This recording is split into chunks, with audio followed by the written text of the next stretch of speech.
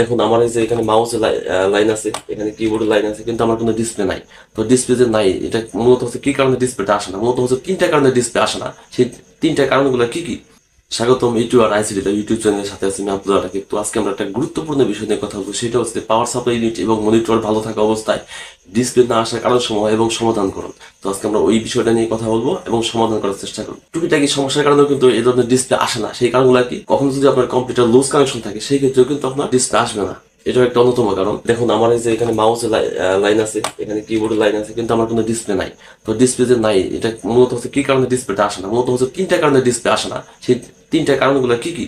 তিনটা কারণের মধ্যে একটা হচ্ছে যে আপনার প্রথমে দেখবেন যে আপনার প্রসেসর ঠিক আছে কিনা, দেন হচ্ছে দেখবেন যে আপনার র্যাম ঠিক আছে কিনা, থার্ড দেখবেন হচ্ছে যে আপনার বায়াস ঠিক আছে কিনা। তো এই তিনটা সমস্যা মূলত হয়ে থাকে।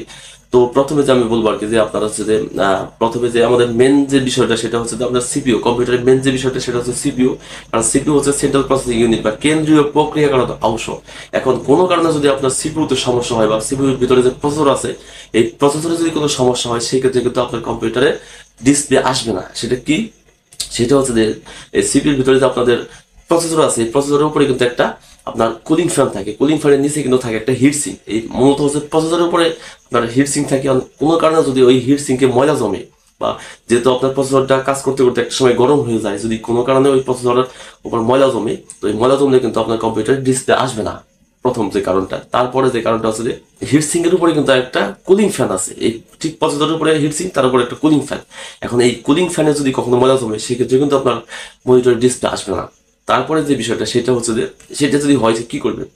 এখন এই ধরনের সমস্যা যদি হয়, আপনার প্রথম যে কাজটা সেটা হচ্ছে যে আপনি সিপিইউটা খুলবেন। সিপিইউ খোলার পর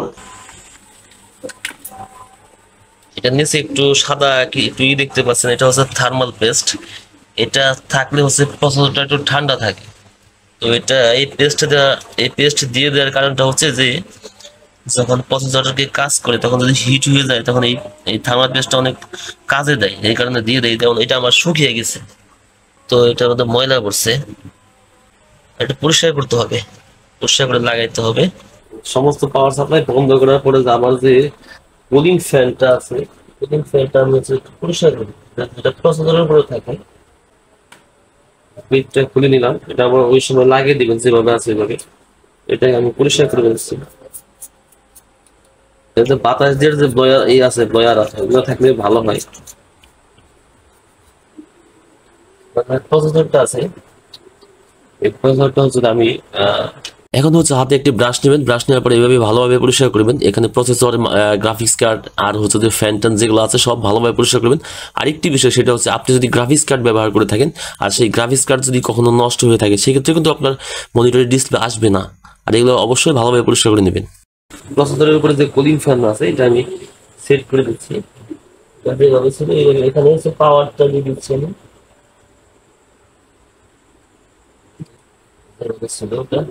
বসানোর চেষ্টা করতেছি।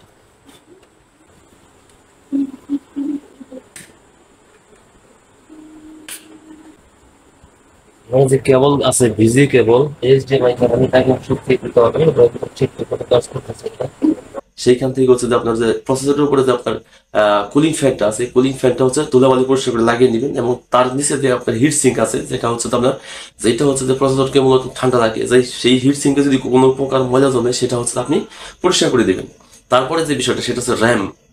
আপনাকে দেখতে হবে যে র্যামে কোনো সমস্যা আছে কিনা, র্যাম নষ্ট হলো কিংবা কিংবা র্যামে কোনো প্রবলেম হলো কিনা। এখন যদি র্যাম নষ্ট হয় কিভাবে বুঝবেন? র্যাম নষ্ট হলে আপনার বুঝতে হবে যে আসলে কম্পিউটার যখন চালু করবো তখন কন্টিনিউ একটা পিপ পিপ পিপ পিপ বা বিপ বিপ শব্দ করবে। যদি এটা কন্টিনিউ করতে হয়, আপনাকে বুঝতে হবে যে আপনার র্যামটা নষ্ট হয়ে গেছে। এখন র্যাম নষ্ট হওয়া ছাড়াও কিন্তু আপনার এই ডিসপ্লে আসে না। সেটা কি? সেটা হচ্ছে যে র্যামে যদি কখনো ময়লা জমে, র্যামে যদি ময়লা জমে, সেক্ষেত্রে কিন্তু আপনার মনিটরের ডিসপ্লে আসবে না। সেক্ষেত্রে অবশ্যই আপনাকে সিপিইউ খোলার পরে হচ্ছে সিপিইউ ঠিক র্যামটা খুলবেন। র্যামটা খোলার পরে আপনার যে ইরেজার আছে বা রাবার আছে, রাবার দিয়ে হচ্ছে আপনি এটা ঘষা দিবেন। দুইটা র্যামের স্লট দেখতে পাচ্ছেন, তো আমি একটা খুলে নিচ্ছি। তো যে কোনো এই পাশ থেকে আমি একটা খুললাম। যে কোনো একটা সমস্যা হয়ে থাকে, যদি আপনার দুইটা লাগানো থাকে, একটা সমস্যা হলে কিন্তু কম্পিউটার সিস্টেম চলবে না। তো সেই ক্ষেত্রে কি করবেন? সেই ক্ষেত্রে অবশ্যই হচ্ছে যে চেক করে দেখবেন। তো আমি এটাকে এদিকে দেখাও, এই যে আমার হাতে দেখতে পাচ্ছেন, এটা হচ্ছে যে ছোট বড় মানে যে লেখে রাবার, পেন্সিলের কালি মোছার জন্য যে রাবারটা সেটা। তো এটা হচ্ছে দিয়ে আমি যে গোল্ডেন কালারের যে একটা ই দেখতে পাচ্ছেন, এটার উপর দিয়ে আমি একটু ঘষা দিব। অবশ্য সাবধানের সাথে ঘষা দিবেন যাতে করে কোনো ক্ষতিগ্রস্ত না হয়। যদি এদিকে সার্কিট আছে, তো এটাকে আমি এমন ভাবে ঘষা দিচ্ছি, এবং আস্তে ঘষা দিলেও হবে না, আবার খুব বেশি জোরেও দেওয়া যাবে না। তো আমি এটাকে ঘষে নিচ্ছি, কারণ হচ্ছে অনেক সময় ময়লা জমার কারণে এই ধরনের সমস্যাগুলিকে হয়, আবার অনেক সময় র্যামও নষ্ট হয়ে যায়। এখন আমি আগে দেখবো যে র্যাম চেঞ্জ করার পূর্বে যে আমার র্যামে কোনো ময়লা জমার কারণে এরকম হয়েছে কিনা, তাহলে তো আমার মনে করেন যে টাকাটা সেভ হইলো। তো উল্টো করবেন, উল্টো করার পরে হচ্ছে সেম ভাবে অনুরূপ ভাবে হচ্ছে যে এই পাশেও ঘষা দিবেন, কারণ অনেক সময় এই জায়গায় ময়লা জমার কারণে এই ধরনের সমস্যা ফেস করতে হয়। তো দেখুন, এবং ময়লা পরিষ্কার করার পরে এই যে একটা গার্ড আছে, আর এই যে একটা গার্ড আছে, এই গার্ডটা এই যে গার্ডের মধ্যে বসবে। এখন যেভাবে বসে এইভাবে বসালে কিন্তু বসতেছে না, কারণ এই গার্ডটা দূরে সরে যাইতেছে। তাহলে এটা বসবে কিভাবে, এটা এইভাবে বসবে। আর এই গার্ডটা এই যে গার্ডের সাথে এই অ্যাটাচ থাকবে। তো এখানে যে স্লট গুলি আছে এগুলো একটু টানতে নেবেন, মানে একটু সরিয়ে নেবেন এই পাশ থেকে। হ্যাঁ, তো এটা আমি বসিয়ে দিচ্ছি।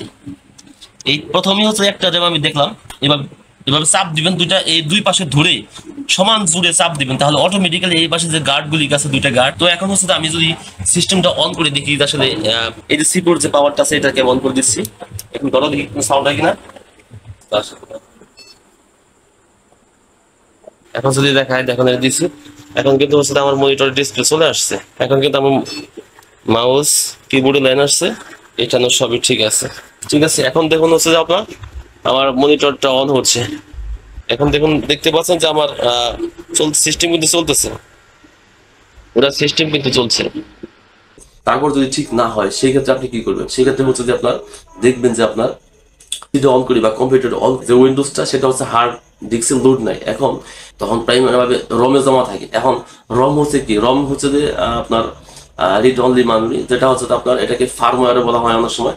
তো এই ফার্মওয়্যার গুলো কম্পিউটার কিভাবে চলবে সমস্ত ইনস্ট্রাকশন কিন্তু আপনার ফার্মওয়্যারে জমা থাকে, এবং কোনো কারণে যদি আপনার সেই ফার্মওয়্যারের কোনো তথ্য যদি আপনি ডিলিট করে ফেলেন কিংবা ডিলিট হয়ে যায়, সেক্ষেত্রে কিন্তু আপনার কম্পিউটারে ডিসপ্লে আসবে না। এই জন্য হচ্ছে আপনাকে অবশ্যই ফার্মওয়্যার মাঝে মধ্যে আপডেট দিতে হবে। এই ফার্মওয়্যারে পর্যাপ্ত ইনফরমেশন থাকে যেটা কম্পিউটার কিভাবে রান হবে এই বিষয়ে। তো কোনো কারণে যদি ফার্মওয়্যারের কোনো ডাটা লস্ট হয়, সেক্ষেত্রে কিন্তু আপনার কম্পিউটারে ডিসপ্লে আসবে না। সেক্ষেত্রে অবশ্যই ফার্মওয়্যারে আপডেট করে নেবেন। অ্যান্ড দেন হচ্ছে যে মাদারবোর্ড যে আছে কম্পিউটার, মাদারবোর্ডের মধ্যে একটা ব্যাটারি আছে, কিন্তু ব্যাটারি দেখতে পাবেন, সেই ব্যাটারি হচ্ছে সিমসের ব্যাটারি। সেটা হচ্ছে সিমস মানে হচ্ছে কমপ্লিমেন্টারি মেটাল অক্সাইড সেমিকন্ডাক্টর। কোনো কারণে যদি আপনার এই ব্যাটারি চলে যায়, ব্যাটারি নষ্ট হয়ে যায়, যদি নষ্ট হওয়ার কারণটা হচ্ছে দীর্ঘদিন যদি আপনি কম্পিউটারটা ফালি রাখেন বা অন না করেন, সেক্ষেত্রে কিন্তু সিমসের ব্যাটারি নষ্ট হয়ে যায়। আর সিমসের ব্যাটারি যদি নষ্ট হয়ে যায়, সেক্ষেত্রে কিন্তু আপনার ফার্মওয়্যার ঠিকঠাক মতো কাজ করে না, এটা অবশ্যই মাথায় রাখবেন। সেক্ষেত্রে অবশ্যই আপনাকে বলবো যে কম্পিউটার কখনো দীর্ঘদিন বন্ধ রাখবেন না, চালু করবেন। আর ফার্মওয়্যার মাঝে মধ্যে আপডেট করে নেবেন। যদি কখনো এটা ধরনের প্রবলেম হয়, আশা করি সমাধান হয়ে যাবে। আর এই চ্যানেলে টেক রিলেটেড ভিডিও আপলোড করা হয়, আশা করি লাইক করবেন, সাবস্ক্রাইব করে পাশে থাকবেন। সো আজকের মতো বিদায়।